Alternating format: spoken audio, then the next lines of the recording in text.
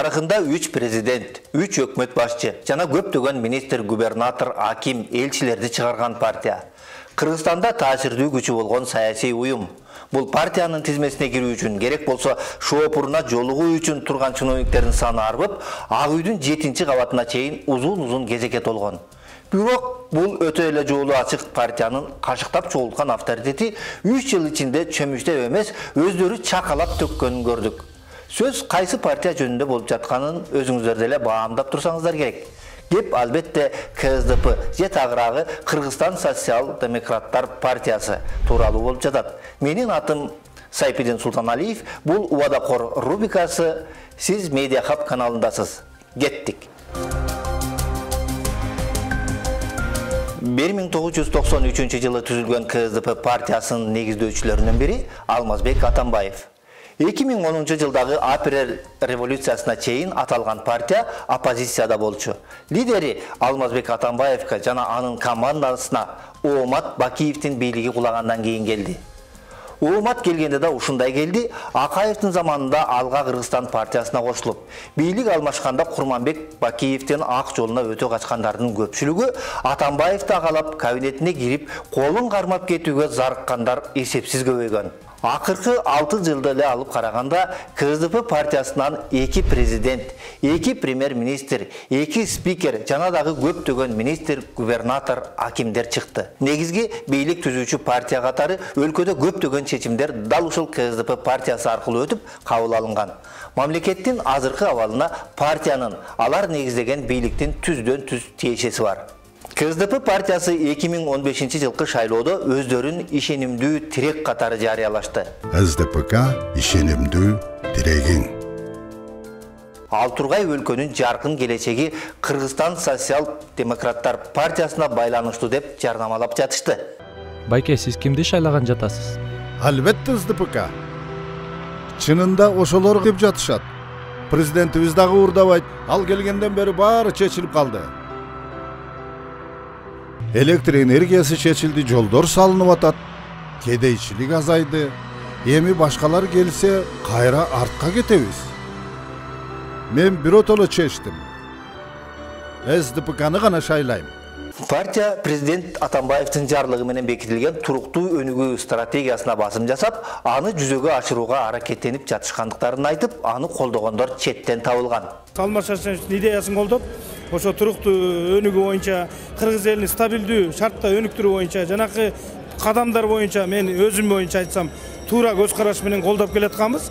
Бирок эмне үчүн бул партиянын мүчөлөрү бир программанын, бир идеянын үстүндө биргелешип иштей алышкан жок? Эмне үчүн колдорунда эбегейсиз бийлиги бар туруп, элге берген убадаларын аткара алышкан жок? Эмнеге өлкөнү саздан чыгаргандын ордуна саясий кризиске алып барып такашты? Айтор суроолор көп. Сөзүбүз куру болбосу үчүн бул иреттагы партиянын кайсы жерде эмне деп сөз бергендерин өздөрү жарыя кылган ачык маалыматтардан алып, сиздер менен бөлүшүүнү туура көрүп турабыз. КСДП мүчөлөрү эл менен жолугушууларында өлкөнүн өнүгүшү үчүн эбегейсиз чоң иштерди аткарып жатышкандыктарын айтып жүрдү. Салмактуу тарыхы чоң партия биздин Кыргызстанда. Бул биздин мамлекетибиздин мына ушу 5 жылда жетишкендиктердин өлкөсү мына ушул эле азыр айтылып кетти. Алтын кен заводу Кеминдеги, Датка кемин подстанциясы. Ошонун баары башка мамлекетте болгон жакшы жетишкендиктердин баарына бул КСДПК партиясынын салымы абдан чоң. Жерлерге барганда так ошол аймактын маселесин чечип беребиз деген убадалар берилген. Мисалы 2015 жылкы шайлоо алдында тоодой убадаларды берип, кийин жогорку кеңештин депутаты болгон. Андан соң өкмөттүн Ысык Көл облусундагы ыйгарымдуу өкүлү кызматын аркалап, кийинчерээк өкмөттүн Ош облусундагы ыйгарым укуктуу өкүлү болуп иштеп, октябрь төңкөрүшүнөн кийин кеменин сыртында калган Узарбек Жылкыбаев эң биринчи кезекте көлдө экологиялык маселелерди чечүүнү колго алышаарын айтканы бар. Көлдү ушул бойдон сактап калганга, таза көлдү айлана чегерүүнүсүн, токойлорду, тоолорду сактап калганга экологиялык маселелерди кабыргасынан коебуз дагы ошону аткарабыз да. Бирок өлкөбүздө социалдык маселелер чечилмек тургай күндөн күнгө курчуп келет. Ал эми кереметтүү Ысык көлүбүздүн бүгүнкү абалын алдыдагы видеодон көрө аласыз.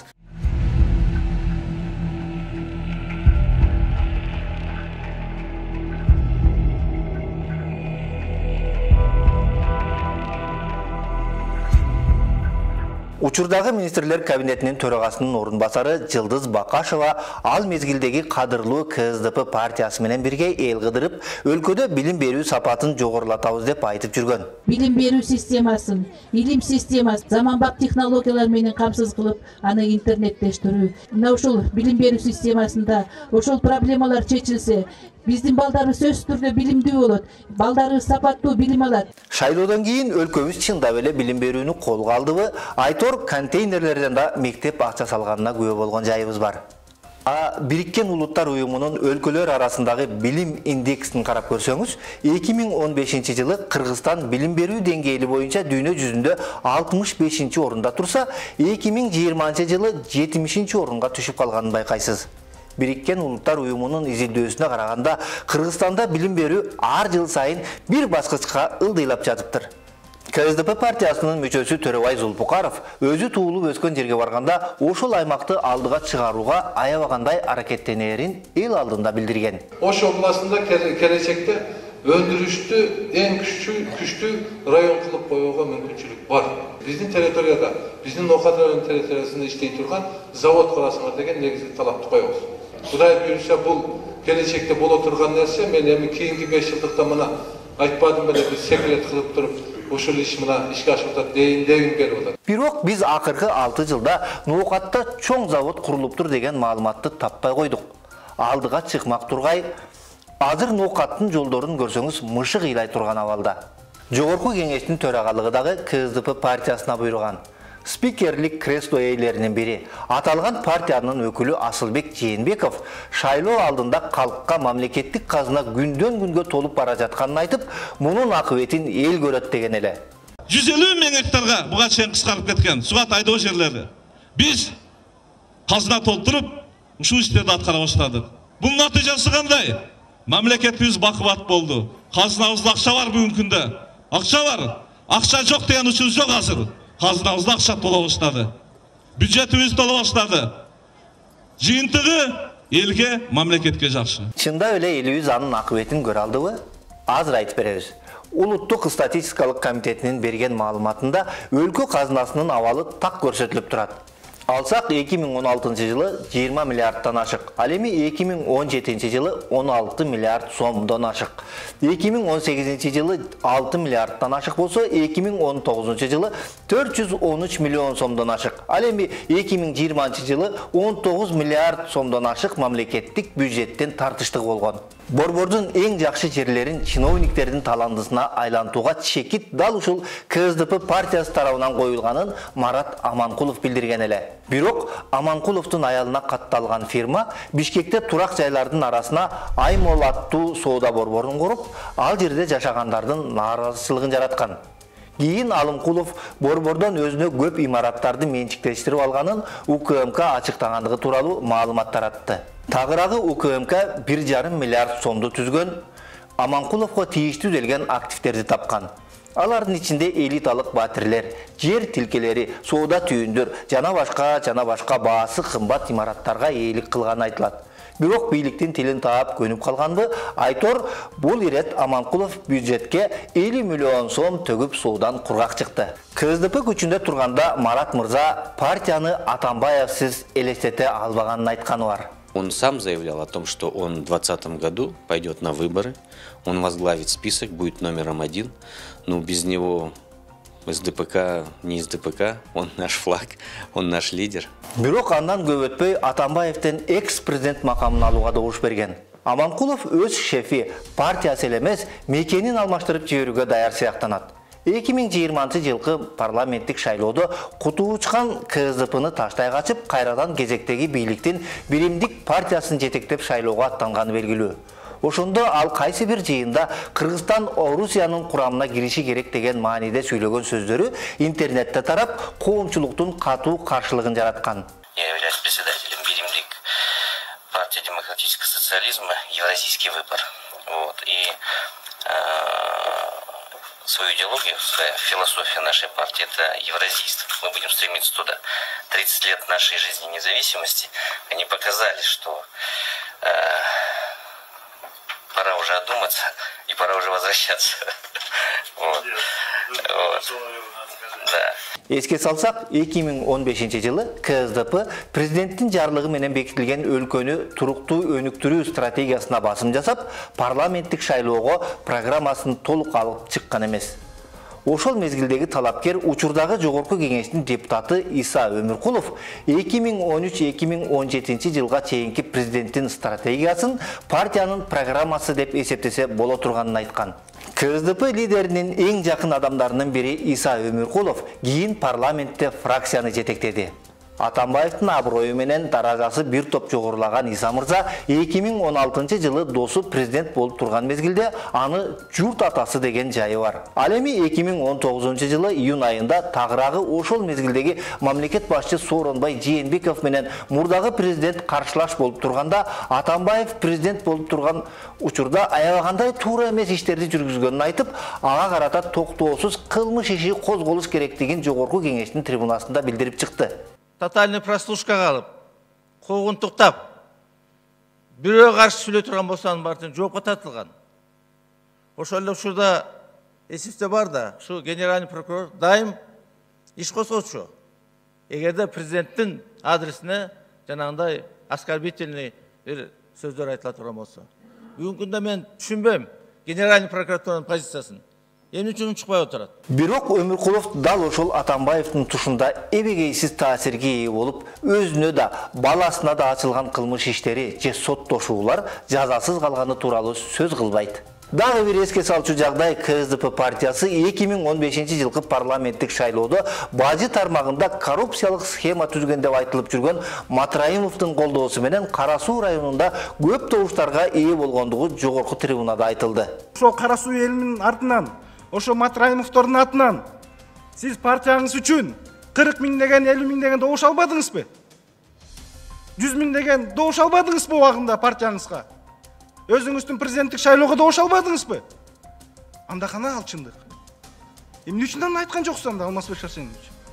Чынында бир тууган Матраимовдор Атамбаевдин тушунда эң бийик кызматтарга коюлуп, бийликте таасири артып, эң улуусу Искендер Матраимов КСДПдан депутат болуп келди. КСДП биздин программабыз деп атаган өлкөнү туруктуу өнүктүрүү стратегиясына кайрыла турган болсок, бул абдан чоң документ.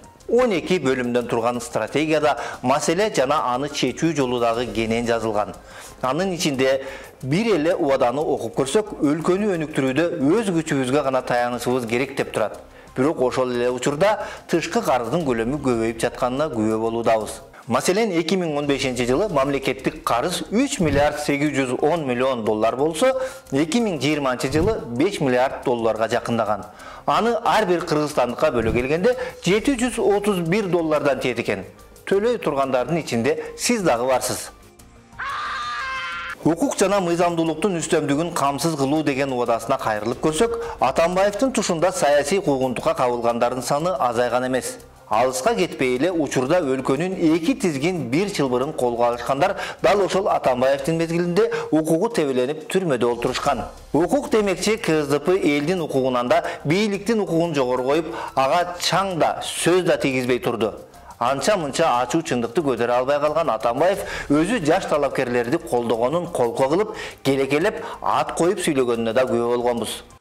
Анан биздин бир жаш балабыз айтыптыр, Жанар Акаев, Бакиевдин эмне залакасы бар деп. Ал балашка билбейт го.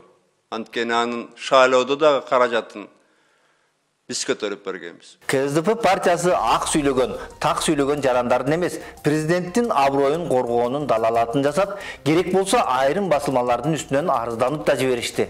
Мындай кысымга чыдабаган жарандык коом саясий укуктар жана сөз эркиндиги деп аталган тынчтык жүрүш уюштуруп, айрым оппозициялык маанайды карманган депутаттар, журналисттер менен бирге КСДП фракциясынан жалгыз Жанар Акаев да жүрүшкө чыккан. Андан туура 5 күн өткөндөн кийин социал-демократтар позициялар дал келишпей калды деген шылтоо менен Акаевди парламенттин фракциясынан чыгарышкан.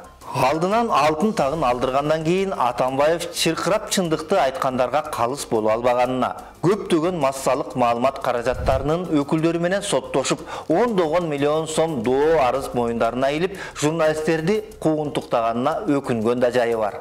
Өлкөнү туруктуу өнүктүрүү стратегиясына жалпысынан 80ге жакын инвестициялык долбоорду ишке ашыруу керектиги жазылган. Бирок чынында канчасы аткарылды, жыйынтык жок. Ал боюнча Атамбаевдин кыскача түшүндүрмөсүн таптык. Конечно, там были поставлены задачи. Некоторые я знал, что заранее мы не успеем их сделать, но они как бы нам задавали высокую планку. Атамбаевдин сөзүн толуктап, Сооронбай Жээнбеков 2018-жылы бул стратегияда айтылган иш-чаралардын көбү аткарылбай калганын, ага атка минерлер, бюрократиялык көрүнүштөр себепчи экенин эске салган. КСДП эл алдында канча убада берген дебейсизби? Ал убадалар качан аткарылабыз деп Политмер KG сайтында каш кайып жазылып тура берип саргарып кетти. Жалпы жолунан 107 убада берген.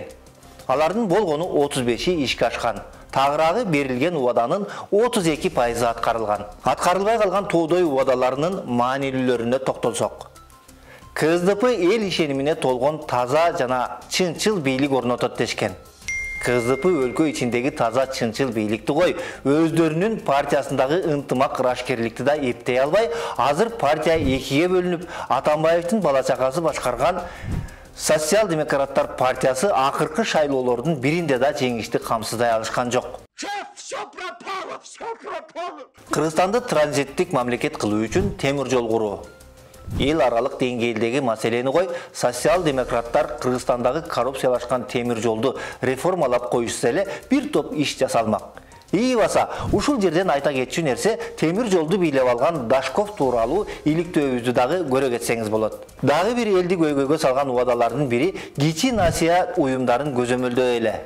Бирок акыркы жылдары насыясын төлөй албай кыйналган жарандардын саны азайган жок. Мисалы, жакында эле шаардын четиндеги аймактардын биринде алган кредитин төлөй албай үй жайынан ажыроо коркунучунда турган 10дон ашык эне айыл өкмөттүн имаратын басып алып, ошол жерден өздөрүн өрттөп жиберүүгө даяр экендиктерин айтышып, бийликтен жардам сураганына күбө болгонбуз. Биз азыр ушу 7 туугандан энелер чогулуп алып туруп, ушул жерге ак жоолуктарыбыз чечип, кара жоолук тагынып, элибиздин, калкыбыздын, карапайым элибиздин кайгысы менен ушул жерде отурабыз.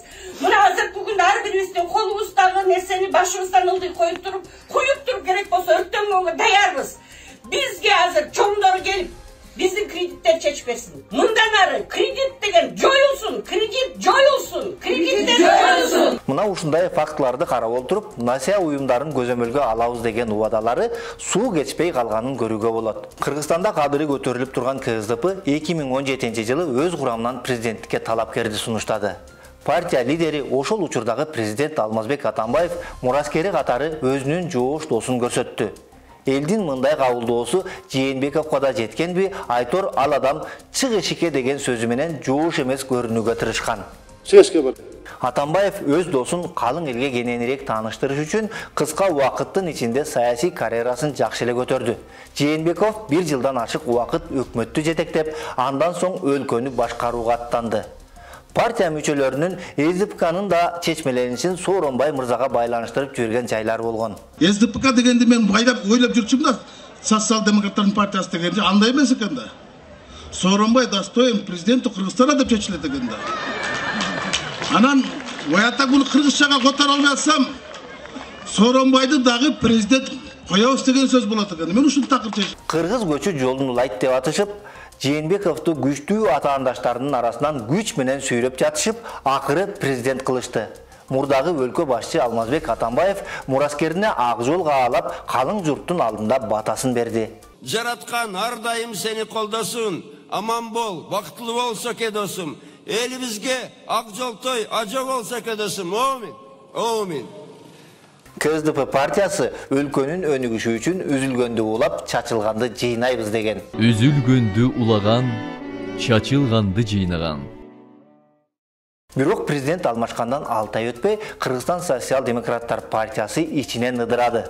Тагыраагы өлкө башчысы Сооронбай Жээнбеков менен мурдагы президент Алмазбек Атамбаевдин тиреши партия ичиндеги кризисти шарттап, бир максатты көздөгөн саясий уюм кайым айтышуунун, саясий атаандаштыктын, таасир талашуунун полигонуна айланды.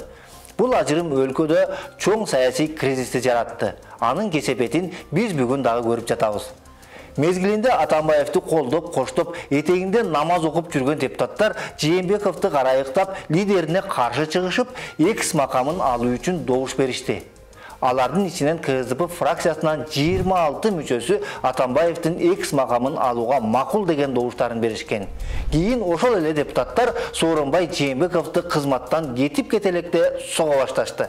Убадасынан убарасы көп КСДПчылар 2020 жылдагы парламенттик шайлоо алдында чилдей чачырады. Тагыраагы башка таасири күчтүү же болбосо бийликчил партиялардан көлөкөздөй башташты. Маселен, бийликтин партиясы деген биримдикке СДПКдан 14 өтсө, мекенин Кыргызстанга 5-өө, ата мекенге 3-өө каттала калган. Эми эр болсоңуз, КСДПчылардан убадаңар кана деп сурап көрүңүз. Бирок убагында социал-демократтарга мүчө боло калгандар андан мурдада кийин да партиядан партияга которуп жүрүп, элге жакшы эле таанылып калышкан. Добуш сурап алдыңызга келгенде аларга кайра эле ишеним артасызбы же оюңуздан кайтасызбы? Ал сиздин чечимиңиз. Урматтуу көрөрман, муну менен убадагор рубрикасы токтотулбайт. Каналга жазылыңыз. Кийинки чыгарылыштардагы алдыдагы партиялардын аткарылбаган убадаларын санап беребиз. Мындан мурун биз Кыргызстан, Республика Ата-Журт жана Бирбол партиясынын элге берген убадаларын талдаганбыз. Кайдыгер болбой ал берүүлөрдү сөзсүз көрүңүз. Видеону бөлүштүрүп, комментарий калтырууну унутпаңыз. Биз менен болуңуз.